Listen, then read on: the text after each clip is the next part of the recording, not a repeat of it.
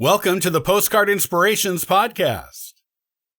He was an early and influential animator at the Disney Company and worked on the company's animated movies from the very first full-length one. He is remembered by the company today in several different and special ways. Here is his amazing story. It is one you are sure to love.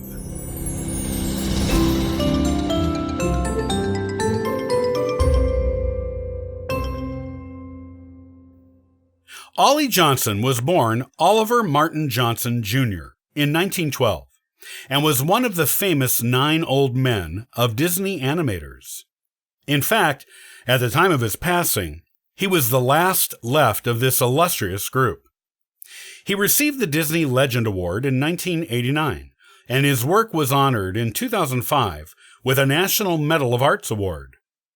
Unlike a lot of people to have won these awards, Ollie was alive when he received them, which allowed him to enjoy his achievements. Ollie was born in Palo Alto, California. His parents were Oliver, who was a professor at Stanford University, and Florence, who was a homemaker. Oliver had 2 older sisters named Winifred and Florence. He attended Palo Alto High School and Stanford University. While at Stanford, Ollie worked on the campus humor magazine, The Stanford Chaparral.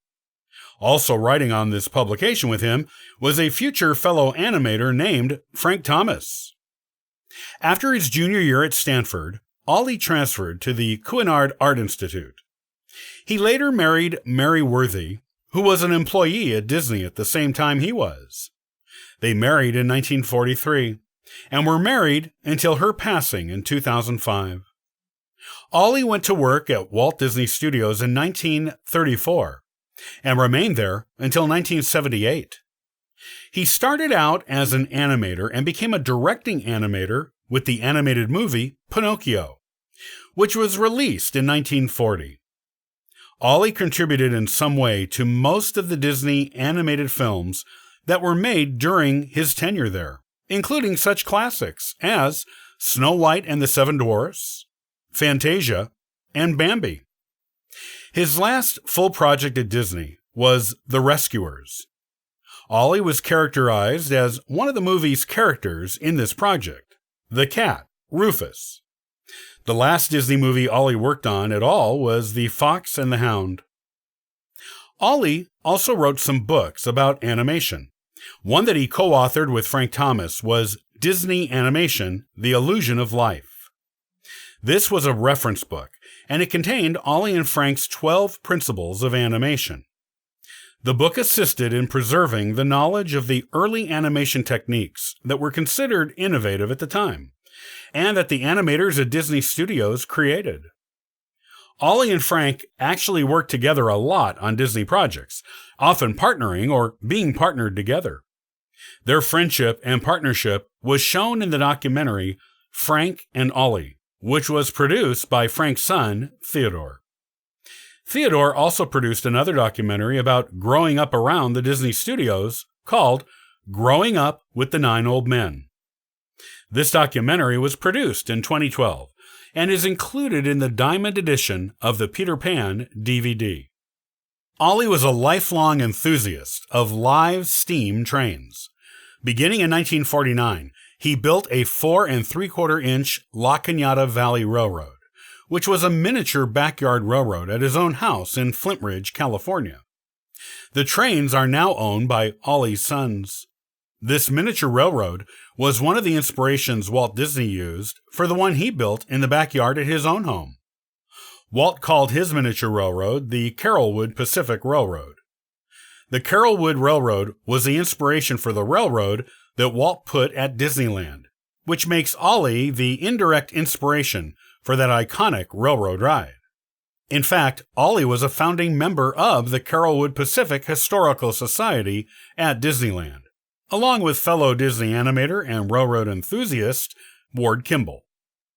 Ollie's railroad, with its 1:4 scale Victorian depot, was eventually restored and moved to the Los Angeles Live Steamers Railroad Museum at Griffith Park, Los Angeles, near the restoration of Walt's own Carrollwood Pacific Railroad. Another interesting railroad connection Ollie has to the Disney Company is the 3-foot narrow-gauge Porter steam locomotive, originally built in 1901, that he acquired and restored in the 1960s.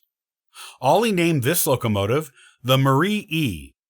He also built the Deer Lake Park and Julian Railroad at his vacation home in Julian, California, to run the Porter. He added a small gondola and a caboose to be pulled behind it. The Marie E. used railroad ties from the Viewliner Train of Tomorrow attraction at Disneyland, which by that time was defunct. When Ollie sold his vacation home in 1993, the engine and its contents were sold to John Lasseter of Pixar Studios. The buyers kept the railroad until 2002, when they sold it to Lasseter. The Marie E. ran on the Disneyland Railroad in 2005 during a private event Lasseter set up to honor Ollie. At this event, Ollie took the throttle of the Marie E. for the last time. It was a notable event in that it was the first time Disneyland had allowed outside railroad equipment to be used at any Disney park. The engine still works, and does so currently on the Justy Creek Railway on the vineyards of the Lasseter family winery. After retiring from the Disney Company, Ollie served on the advisory board of the National Student Film Institute in the 1980s and 1990s. During this time, he was often a presenter at the annual film festival's award ceremonies. Pixar paid homage to Ollie with an animated cameo of him in the 2004 Pixar film The Incredibles. Ollie also had one other Pixar cameo in The Iron Giant, where he plays an animated train engineer. In 2005, Ollie received the extremely prestigious National Medal of Arts Award, which was presented to him by then U.S. President George W. Bush in a ceremony at the Oval Office at the White House. Ollie passed away in 2008 at the age of 95 years old. To say he was an incredible influence and guiding hand at the Disney Company for decades is an understatement. Many of his contributions have remained with the company to this day and have certainly shaped the identity of Disney animated films. Ollie is still acknowledged and appreciated by the Disney Company today, as well as those who love its animated movies.